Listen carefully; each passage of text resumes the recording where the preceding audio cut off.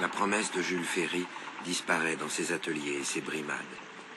On ne forme pas des citoyens, mais des bras, corvéables et sous-payés.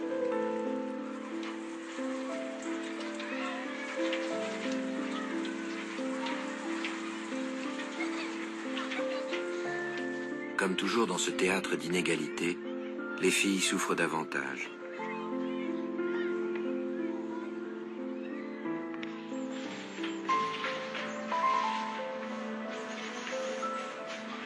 Scolarisées à l'écart des garçons, on leur apprend à retoucher un vêtement, à avoir une conversation plaisante, à tenir une maison, selon la formule de l'époque. Les femmes doivent être éduquées, certainement pas instruites.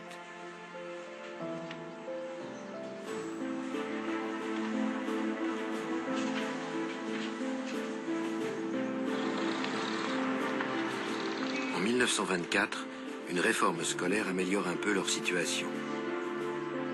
Un décret unifie les programmes scolaires des filles et des garçons. Les étudiantes ne sont plus obligées de passer le baccalauréat en candidates libres.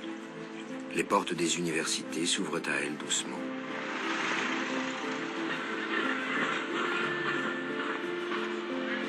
Mais pour la grande majorité d'entre elles, la modernité attendra. Car selon la bonne morale de l'époque, être une femme, c'est avant tout être une femme au foyer. Et dans un pays où l'eau courante est une rareté, l'électricité un luxe, c'est un travail harassant qui prend plus de 5 heures par jour.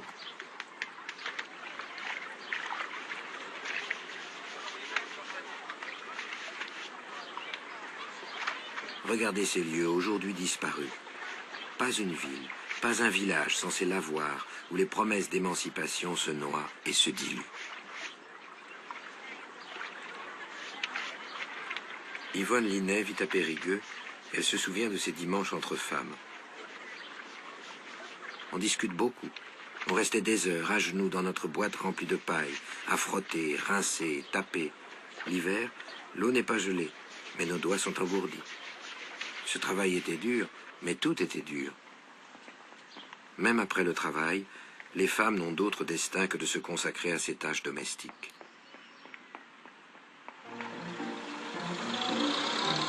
Au milieu des années 20, les choses changent un peu.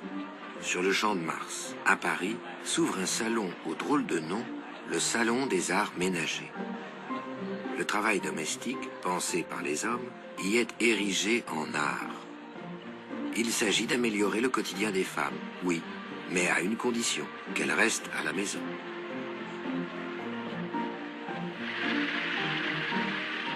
L'industrie a pris un virage moderniste et il faut que les ménages français en fassent autant. Chaque année, plus de 100 000 Français découvrent ces objets qui brassent du vent, ces armoires qui font du froid et permettent de conserver les aliments. Et que dire de ces machines qui éviteront aux femmes de laver la vaisselle? Du moins, celles qui auront les moyens de se les offrir.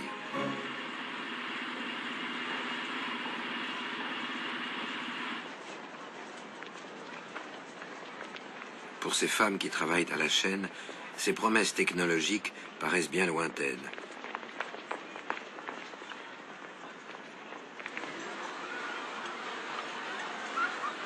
Ce qu'elles veulent, c'est du respect et surtout l'égalité. Pourquoi n'auraient-elles pas les mêmes droits que les hommes, elles qui triment autant que les hommes?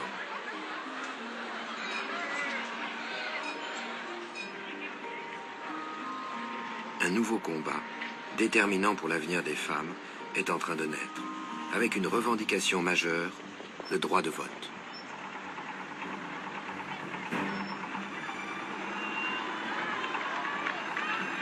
En 1925, dans les rues de Paris, un groupe de suffragettes, dirigé par Marthe Bray, va se lancer dans ce combat. Leurs armes, l'agitation et la propagande publique. Si les femmes veulent être entendues, elles doivent battre le pavé.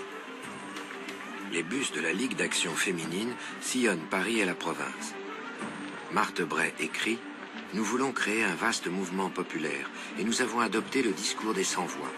Ni bourgeoises, ni prolétaires, femmes d'abord. Ces suffragettes sont entendues à la Chambre des députés qui tranche en faveur du vote féminin.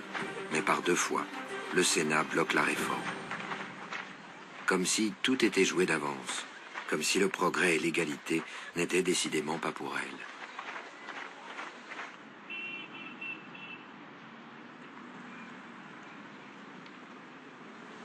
Et si l'émancipation des femmes passait par une coupe de cheveux?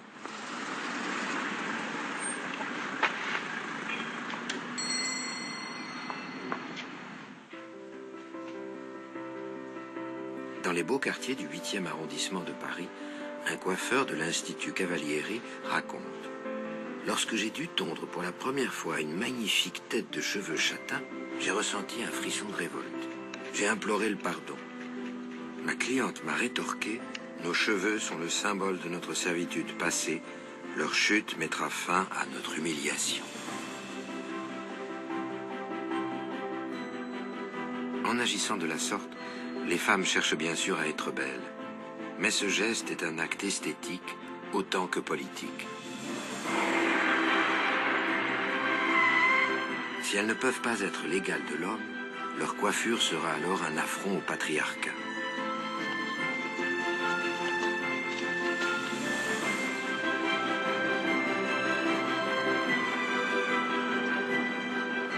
D'abord portée par une jeunesse bourgeoise, cette révolution du genre est un raz-de-marée. Où que vous regardiez, des millions de femmes portent les cheveux courts. Plus qu'une mode, c'est un cri du cœur. C'est la folie de la garçonne.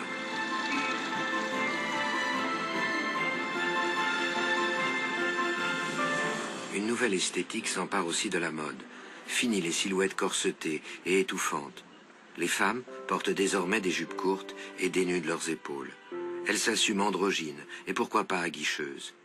La garçonne, c'est une tenue et c'est aussi une façon de vivre, une façon d'être libre. Fumer aux terrasses des cafés, se promener entre amis et surtout s'amuser. Des gestes révolutionnaires pour l'époque.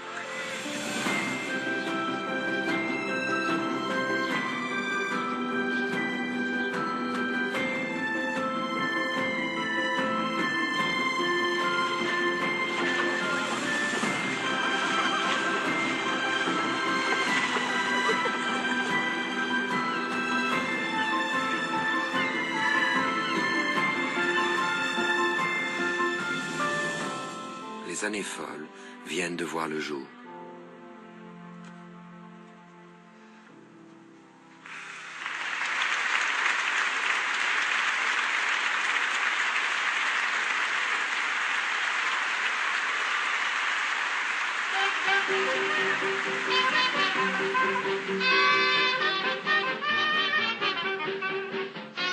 Le 2 octobre 1925, une jeune femme fait sa première apparition sur la scène du théâtre des Champs-Élysées. Elle s'appelle Joséphine Baker. Son nom, son attitude et son visage seront autant de séismes. La jeune afro-américaine de 19 ans se lance dans un charleston effréné, dans un mélange de grimaces et de contorsions que le public n'a encore jamais vu. Tous les soirs, les représentations font salle comble et elle fascine autant les femmes que les hommes. Une star de l'entre-deux-guerres vient de voir le jour. Et aussitôt les critiques pleuvent sur Joséphine Baker et la revue Nègre, la plupart dithyrambiques. D'autres dénoncent pêle-mêle cette danse d'une rare inconvenance, le triomphe de la lubricité, ou encore cette lamentable exhibition qui nous ramène aux singes beaucoup plus vite qu'on en est descendu. Mais ces critiques jugent-ils l'artiste qui se produit sur scène, ou la société française et ses nouvelles mœurs, considérées décadentes par une frange de conservateurs?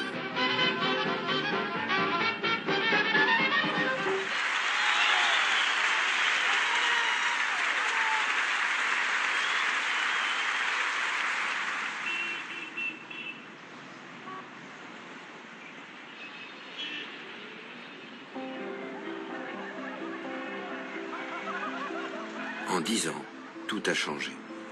Dans les usines et les foyers, la modernité a déjà tout bouleversé. Les Français vont désormais changer de façon de faire la fête. Ils en ont assez de la guerre, des usines, de la vie chère. Alors à Pigalle, à Montparnasse, on allume les feux de la grande allégresse.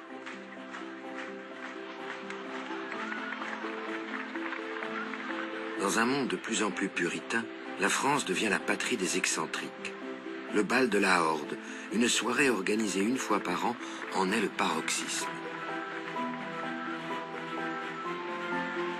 Ces soirées permettent de s'oublier, d'échapper aux carcans sociaux.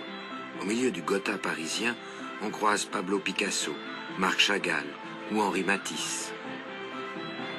Et comme un pied de nez aux critiques à l'égard de la revue Nègre, les hommes s'y déguisent en sauvages.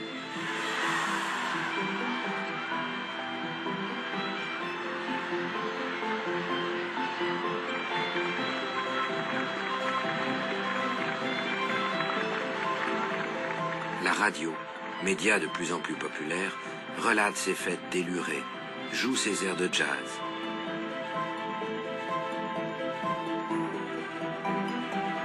La culture venue d'Amérique fait des ravages. Pas un bal, où que ce soit en France, sans son orchestre de jazz.